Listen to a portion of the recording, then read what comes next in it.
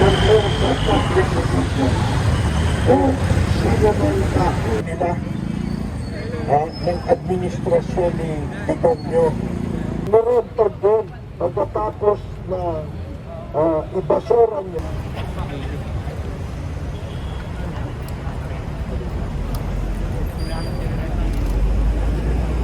197 journalists na napatay since 1986 at siya ang pangalawa.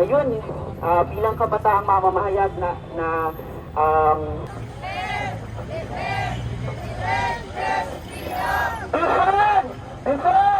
defend press freedom.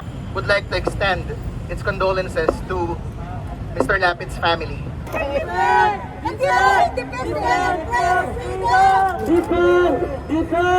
Defend press freedom! Defend!